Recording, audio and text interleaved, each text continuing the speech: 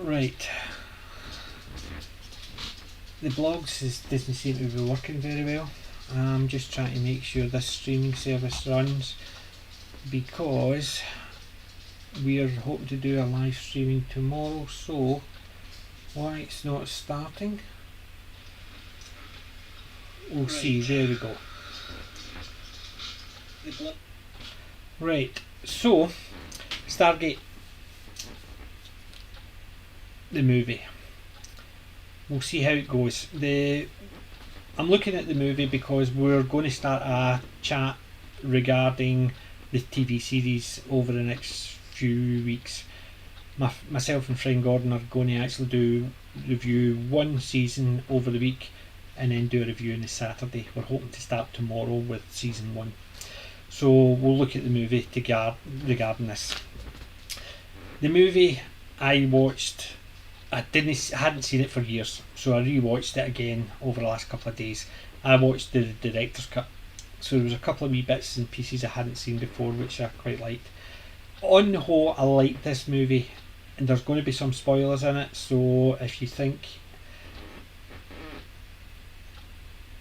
you might not get a chance to see it, which considering it was out in 1994, I think it's something you probably have seen. You need to forgive me, it's the first time I'm using this piece of software and I'm hoping I've got it working right. This is the third time I've tried it. I've already gone through 3 times and this is the third go at saying the same thing, so please forgive me. The Stargate, the movie, starring Kurt Russell and James Spader as Jackson and O'Neill. The only other star I would say would have been Jaye Davidson, who played Ra. They're the 3 main characters. There is a few other subsidiary characters, Kowalski and such like, who appear here and there, but to me they are just incidental. Anybody could have filled in those parts because they were just stopgaps. The 2 that I really were happy to see in it were Alex Cruz is Scara, who played the same part in the TV show, and Eric Avari, I hope I got that right, was Kasuf, who played in the TV show as well. So they play, as far as I'm say, Scara is Kasuf's son and Shari's brother. So it's the 3 of them are family as far as I understand, brother, sister and father. The one that played Shari, Millie Aviti, forgive me if I got it wrong, she plays a better Shari than the one that played it in the TV show, because the one in the TV show was just sort of a plot device to get Daniel to join the team. In the movie, she was a plot device still, but it was a more integral because she was the one that taught Daniel. She was the one that showed Daniel where the cartouche was. She's the one that taught him how to speak the language. Although I'm very pedantic when I'm watching a movie, I can still enjoy it and still pick holes in it, because if there's something that stands out, it stands out and I can't stop thinking about it. Like for instance, we'll go through from the beginning. It starts 1928 when they find the Stargate. Starts off by finding the cover stone. The cover stone, they lift it up. It's obviously got a cartouche on it. It's good engravings and such like, and they find the Stargate. Well, they're going to look for it. Kathleen Lanford's father, she goes wandering and she comes up against a table where they're cleaning things up and laying things out. She picks up a necklace and walks away with it. So she basically just goes up to a table where all the stuff are there and picks it up and walks away. It's mentioned later on, and when it would get mentioned later on, I'm thinking, really? Because she mentioned it later on, and I'll bring it up when it comes round. But the fact that she's just walking around lifting things. Yeah, she's a small girl, but you think even though it was her father that was in head of the dig, they would turn around and say, you can't just take things, they've got to be catalogued and stuff like that. It's an archaeological find after all. I just thought, weird. Then you see the Stargate getting lifted, and I'm sitting there thinking, really? Archaeologists would see something lying in the ground and just think, that should be upright, lift it. And then they just put a lot of ropes around it and try and lift it up and stand it up. Why? Why did they know it stands up? Did it have a base and it just looked as if this is the way it should stand up? It's meant to be a ring, so how would they think the ring stands up if that was the case? It just seemed wrong, because it just seemed to be a case of they're standing it up because that's what the movie was about, so we have to show it. Made no sense of them lifting it up. So things like that I found ridiculous. But when it starts, the music gives the feeling of Egypt. It's the same score they took through to the TV show, so obviously I remember it from that, but it's still, seeing it for the very first time way back then, it gives the feeling of Egypt.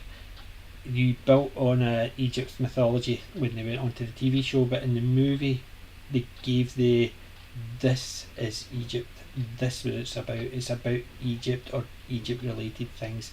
The movie score was just so well done. It was on the whole a good movie. I'm going to pick holes in it, even though I said it was a good movie and I enjoyed it. But because I pick holes in it doesn't mean I can't enjoy it as much. Give you an example, I'm a big Doctor Who fan. I love the Daleks, but I pick holes the very first time I saw a Dalek. Why has it got a plunger? How can it build things with a plunger? Doesn't stop me enjoying the Daleks, but I get picky and these things always stick with me. And I first saw the Daleks when I was 4, and even then I thought, how could they build anything with a plunger? Didn't stop me loving them. Didn't stop me loving them now. Classic Daleks are always great. Classic anything is always great. So it starts off with the music and the look of the ancient not ancient Egypt. It starts off with the ancient Egypt showing the spaceship, so you know this spaceship's going to pop back up. It shows Ra in its alien form. It shows the boy who becomes Ra. You don't know how, but it basically, you know it's a sci-fi. Doesn't hide the fact it's sci-fi based on, and so it's Egypt. You see ancient times, you see the spaceship, you see the boy, you see the alien, and then it flicks to them digging up the Stargate. Then it goes to the present day, and it introduces you to one of its two main characters, Daniel Jackson. Daniel Jackson is portrayed as a scientist with out there ideas that nobody takes seriously. However, he's giving a talk which is quite full with other academics by the looks of it, and he's saying things like, oh, that's been falsified, and it's thinking, and they're sort of, oh, that's terrible, you can't, how does that, nobody seems to take offence to it. But then they ask a question like, so who did build the pyramids? He says, I don't know, and they take offence to it and they all walk out, and you're sitting there thinking, really? That was the part they took offence to and decided that this was rubbish and we're going to walk out because he said, I don't know who built the pyramids. But everything else that he was saying about somebody falsified this or that was falsified or this and that, they just seemed to actually sit there, and then they all got up and walked out at the same time. You're sitting there thinking, if people were actually finding this ridiculous, why did they go in the first place? Because accordingly, he's only ever written a book and it was controversial, so why would so many academics go to it? And why would they all leave at the exact same time just because he says he didn't know who built it? Thousands of years ago, we've got evidence that certain things happened, but we can never be 100% certain things happened. We can just base it on scientific evidence of what we've got. We can give it a 99.5% chance this is how it was done, or this is who done it, but you can never guarantee. But as scientists, you can get the point that really that's where the point they walked out. And Daniel Jackson seems to be a bit clueless. Sorry, is there a reception or is there a meal or something? Now leaving? Why are they leaving? It just seemed to give him a clueless look of the scientist who seems to be so naive. Then, after the meeting, he's got his wee briefcase going out and it's pelting rain, and he gets approached by the United States Air Force to ask them to go into the car for a meeting. And he meets Langford again. Well, he doesn't meet her again. We meet her again. He meets her for the first time, and she basically offers him a job, and how do I need to take this job? And she tells him that, believe it or not, you need to take it because you've got no money, no prospects, your flat's getting taken off you, to be your only chance. Isn't that convenient? Know everything about you to the date, yet you're not to feel creeped out about it, and there's a letter with the information. And then the first thing you do when you get out of the car in the pelting rain is open the letter. It's just very contrived to make it look as if it's scary or whatever. Just didn't, not scary. It just looked contrived. It's a trope. It's almost a case of he's a geek. Let's show him doing geeky things, geeky ways, and he's naive. Show him doing that. So that was the introduction to Daniel Jackson, and it was not a very good introduction to him. James Spader actually plays it quite well, the naivety and such like, but I suppose he had to work what he was given with. I didn't think it was very well done, but from how he came across, James Spader's Daniel Jackson came across as quite naive. Then you get the introduction to Jack O'Neill, and from the very first time I saw it, I thought, he's a no-hoper. Then you've got something sad. Let me show you somebody who's sad is in the point of killing himself. So we'll get him sitting in his son's room, looking at all his son's pictures and memorabilia, stroking a gun. What does it imply? Something's happened to his son. He's going to shoot himself. And then somebody chaps the door and he hides the gun, and he gets reactivated to the Air Force. And as they're leaving, the two guys that brought the news out about his activation, one of them asks the other what happened, and the other one tells him his son shot himself. Not like the two of them would know this before going out to give him the notification he's been reactivated. So obviously one's the naive scientist who's going to bumble about to get the answers, and the other one's going to be the hard ass soldier who doesn't care about his own life. And that was just the introduction. After the introduction, you get the introduced to the Stargate program. So he comes in, Daniel Jackson comes in, gets the basic information, and give me a sec.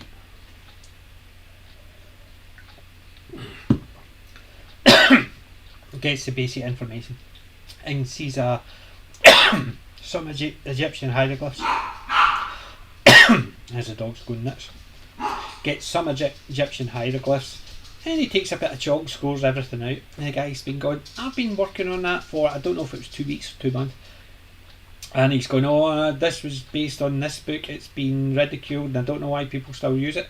But based on the way the guy was talking, he didn't use one source, he used sources, and yet he's turning around and came in and say, oh no, I can read it better than you, and scores everything out and puts the different words. So gateway to heaven or gateway to the stars is now Stargate, and it's stuff like that. And it's just,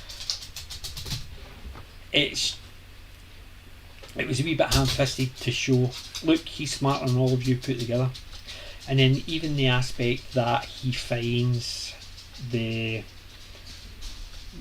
result because he was showing other signs that weren't the Egyptian, they didn't know what they were. So, but somehow somebody's reading a paper and there's an astrological sign. So it's got the star chart, and he works it out. That's a star chart, so it's an address. Bang. But what's that an address? How does he know it's an address? It just knows it's a star chart. Could be anything. However, they show him the Stargate, and then they get it working. But when they get to the point 6, they say we've never got it further than this because they didn't know about the 7th. So they've never got it working before. The one thing I noticed at the time, and it's based on the TV show, was the chevrons just go click click and that's it. There's no highlight that that's the chevrons locked in place at that symbol. It just goes click click. So it was underwhelming, to say the least. And I like to be overwhelmed when I'm watching stuff like this.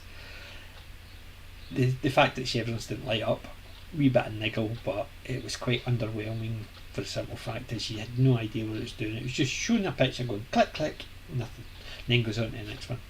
So you don't know where you are in it. So accept the fact that they're saying chevron 4, chevron 5. Right.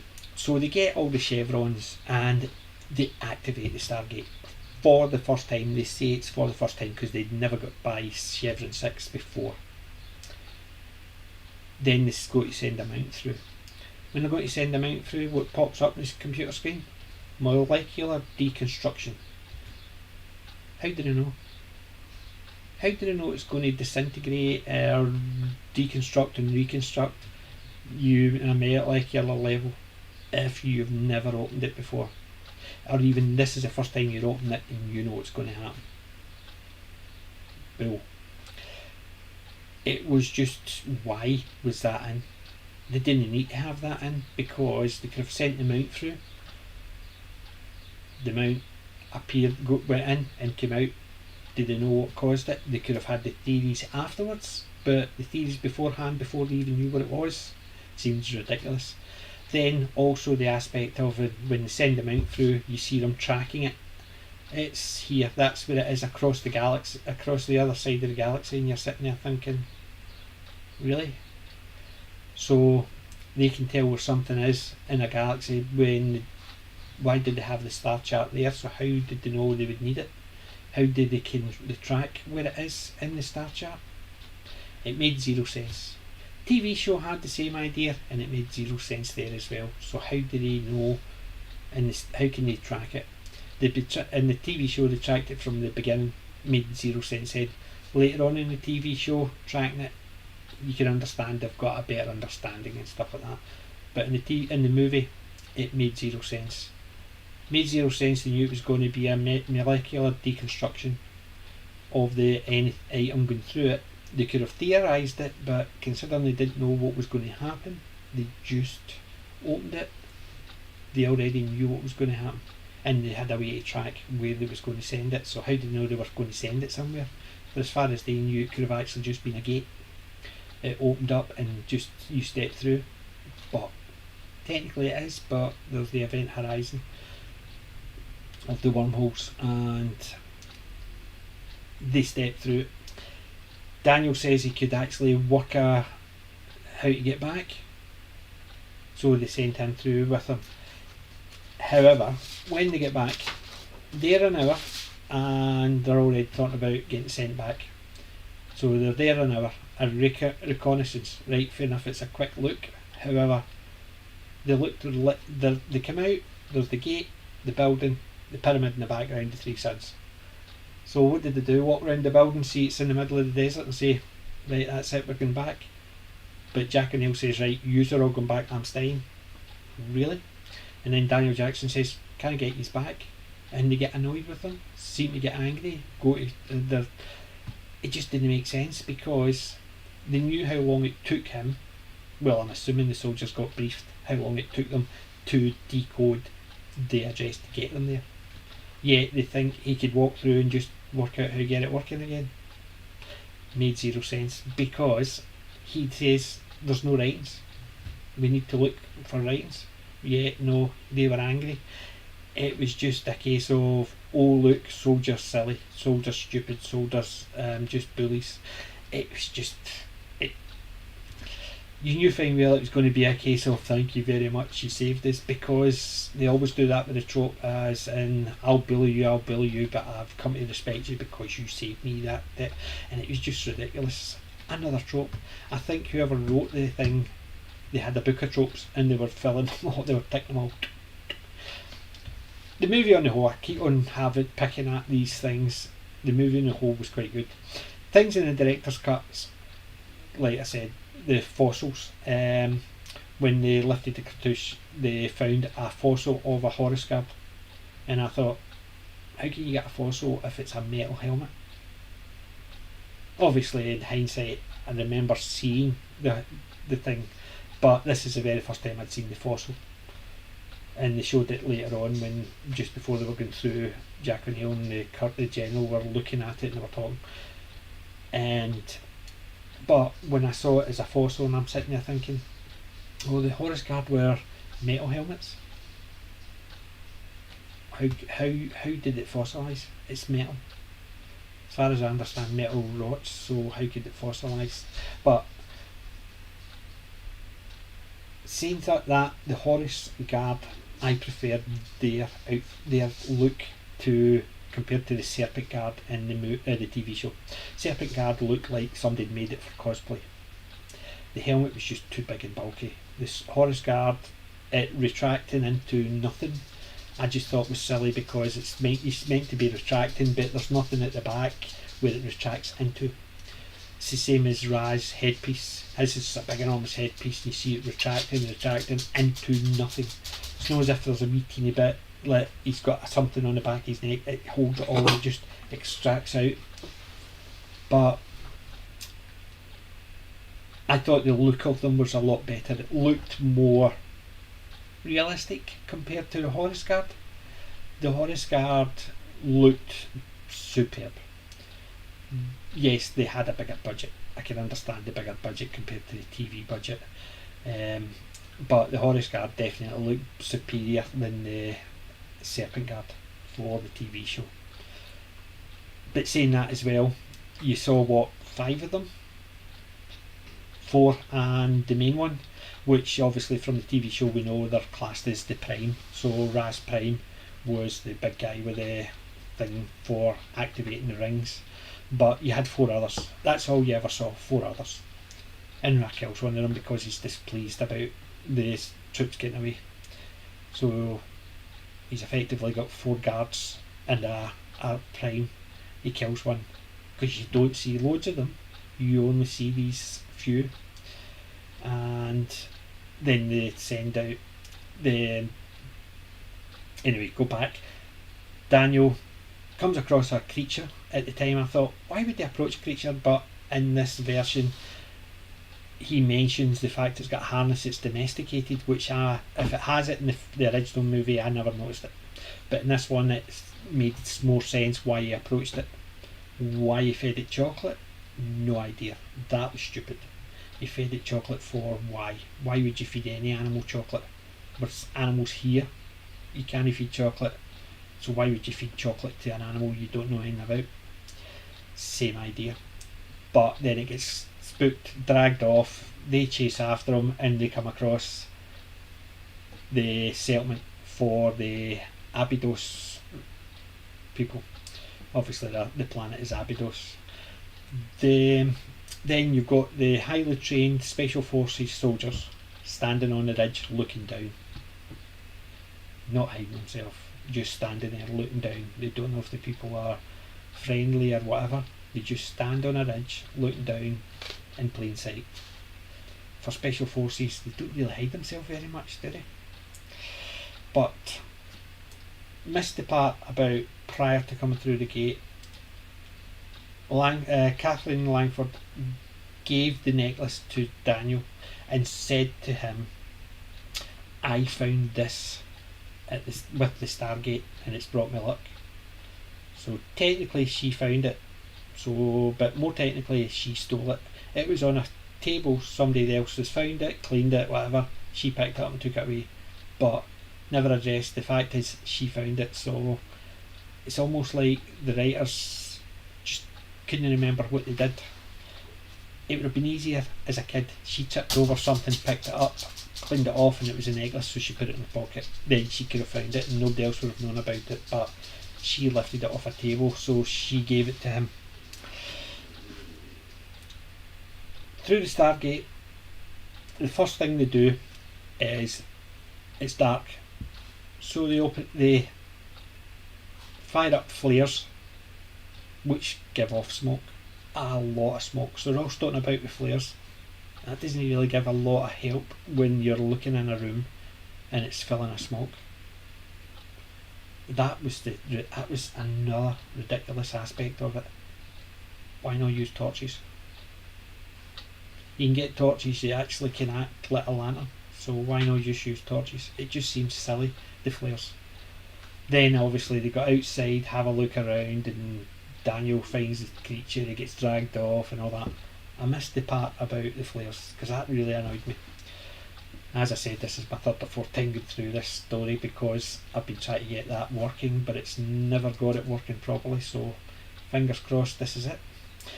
Anyway, so they meet the Abadosians and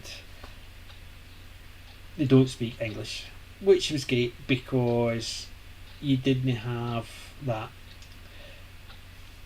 You had two cultures, no speaking each other's language. Daniel didn't help because it was almost a case of, no, I don't know what they're saying. How do you know he's saying to come in? Because he did that. He couldn't actually. They were using singular words at points, but he didn't seem to actually pick up any of the words, what they meant. It's almost like he had no idea what they were talking about. And they were offering him food and water, but they were offering water, but he didn't understand what they were saying. He knew they were offering him water, but he didn't put the words to that and link it to other languages he's heard. Nothing. As a linguist, that's what he was meant to be doing, but he never mentions anything like that throughout.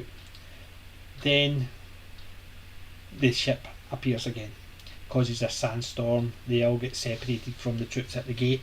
So the troops at the gate got all attacked and beat up or whatever. Don't think they all get killed, although as far as I remember right, they disappeared. So I assumed they got killed because the only time I ever saw them was 4 of them about to get executed later on, and as far as I understand, that was 2 from the landing part, from the back, and 2 went into town. So that was the 4. So at least 2 of them got killed. It was at the gate. So the other 2 survived or whatever. Then the settlement gets attacked as well because Ra's not happy. Ra comes back and the Jaye Davidson, who's playing him, does give the out of this world type of alien. You could just see him stoning about doing whatever he wants. Why he's got kids around him, don't know. It just seemed weird. But the way they gave him, he just looked very alien. It's just almost a case of, you can imagine he's out of this world. It worked. I think it worked for him, so in that respect I thought it was actually quite well done. Then during the sandstorm, Daniel is gifted Shari, and obviously but she takes him down to a cave where there's all the cartouche, so he learns the address to get sent to go home, and then she starts teaching him certain words and stuff like that, which, considering it's overnight, is ridiculous because he now speaks it fluently. I remember getting taught French in school. I know 1 or 2 phrases, but I don't think I could sit down with someone who doesn't speak English and they would teach me how to actually speak French in that one night. It just seems ridiculous. He's never heard the language, he never put two and two together up until this point, and now he's starting to put one and two together, and suddenly he can speak it fluently because later on he has a chat with Ra fluently. It's not a case of he's picking up bits and pieces of what he's meant to he's saying and he's replying back and he's talking to him. It just seemed far-fetched. So he gets taught, he tells the story about Ra, mentions about him being a parasite. Obviously that one line I think is what they use for the Gould in the TV show. So they took that one aspect, that one parasitical race, and the fact that he inhabits the human host, they've taken that as the Gould. So I can see where they got the aspect of the snake. Whereas in the movie it's not a snake, it looks more alien, but then again you could say that the snake inherited the alien body before he went into the human one and stuff like that, but in effect two different types. But the way they handled it was quite good. He gave him an alien look and they used that one line to represent how he did it and further on. And he never said that he was his last, his race was dying, it said. So it wasn't a case of they implied he was the last of his race. They said his race was dying and he was looking for a way to extend his life. So with human being such an interesting, like maybe they could keep them alive forever with their technology. So it worked in that aspect as well. You can understand why they and why the rest of the Goulds could appear, because they never said he was the last of. He just says his race was dying and he so I always remembered it saying he was the last of the race, but I think that might have just been for the trailer. It was never actually said in the movie as far as I understood. Anyway, so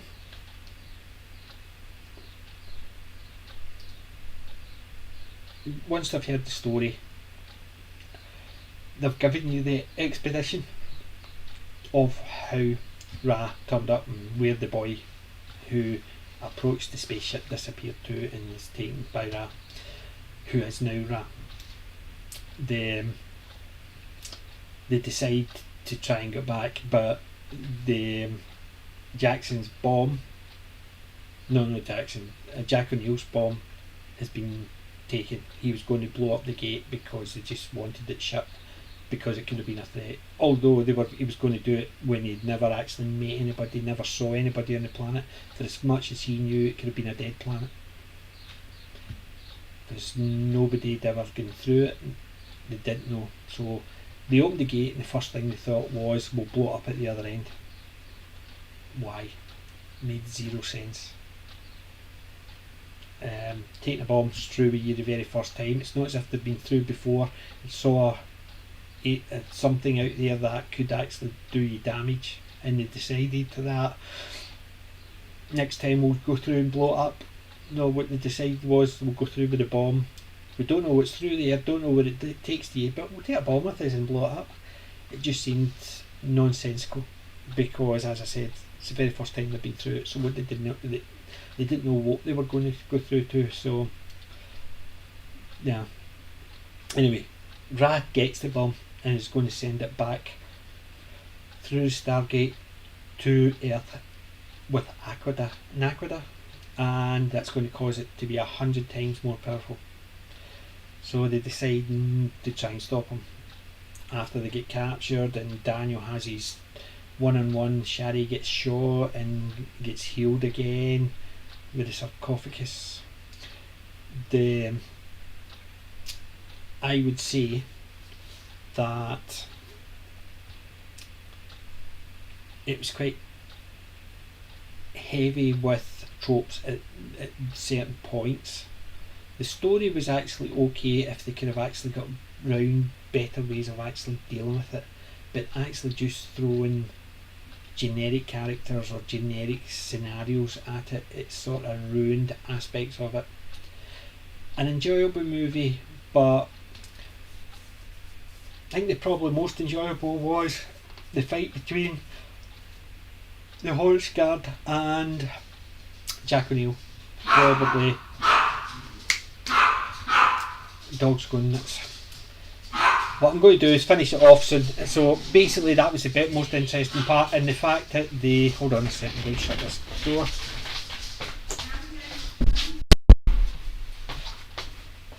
Sorry about that.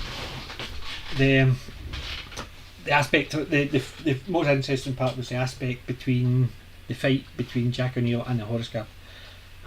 But Sherry's been shot, I need to get to the sarcophagus. The rings are coming down, so I'll nip in there. And there's the Horus Guard, so we'll have the fight, and what I'll do is I'll go to kill him, and then we'll put the bomb there and we'll kill him by chopping his head off using the rings. And just so happens that Daniel's there getting killed, so he comes back, and it was quite convenient. And then because the Horus Guard are acting out and they're shooting at people, the whole population come out against them. And that was another thing as well. They landed the craft after defeating the army, the special forces soldier, with some of the natives, who, no matter how many seem to get shot, there still seem to be as many as it started. So when they come down, landed their ships, go to shoot them, and just as they're about to shoot them, the whole population arises. So the Horus Guard turn round as the people charge down the hill and start firing their weapons at them. Yet the people who were about to shoot were standing right behind them and didn't move forward to try and take the weapons off them, hold them down until the rest of the people get there to help them. They just stood there. It just seemed silly. They're special forces soldiers just standing there watching all these peasants rushing people with weapons. It's almost stupid. It's almost a case of, no, we want this to play out, we want all these people to come down the hill and do that, but we're right behind them. Just stay there, don't move. It's almost like the direction had no idea how to present it. They wanted this cinematic scope of all these people charging down the hill, but the people at the bottom that were getting completely ignored, right behind the two guys with weapons. And what do? They just stand there and watch. They don't do anything. They stand and watch, which takes you out of a lot of these aspects, because they looked at the cinematic look of the thing rather than the correct, the simple look of it. I definitely think the movie was okay, notwithstanding all the stupid stuff. The movie ends up with the blow up Ra by sending the bomb up using the rings, because they've still got the Horus Guard's body, which has got the activator on his wrist. So they send the bomb up with 6 seconds to go after the ship had taken off and it was in space. So it worked. So they decided to go back through, but Daniel decided to stay. So everybody's congratulating him how he did a good job in saving our lives and stuff like that. The usual, what you knew the trope was going to be at the end of it. The ones that got killed didn't get mentioned, which sort of were forgotten. The two that survived, and Kurt and Neil decides to go back through and stuff like that. Too many. I think what it was is they were either too focused on the way things looked, or they hadn't had the writing experience yet. Was it Roland Emmerich was the producer and writer? It's not his first movie, so I'm sure they had done other stuff prior to that. I think it's just a case of they didn't have somebody with a lot more experience actually saying these are just one-dimensional characters. They're only there to push a plot forward. They're not there to actually build in anything. you need to make him look good, so we'll have these two guys going, oh, you're a horrible person, you're useless, you're rubbish. At the end, go, thank you, thank you, thank you. It just seemed out of sorts. Anywho, the only reason I did this live was because we are going to be looking at the TV shows over the next few months. Me and Gordon, one of my friends, are going to be doing a review of season by season. We'll probably start tomorrow about 8 o'clock at night. We will do a live stream discussing the season, probably each of the episodes, what we thought of it, character development and stuff like that. So we've got 10 seasons of SG1, we've got 5 seasons of Atlantis, we've got 2 seasons of Universe, we've got the 8 webisodes one, we've got a couple of movies as well. So we've got a lot to start with, and if you like what you see and you want to hear more, please like and subscribe. And remember, I'm not old, I'm classic, and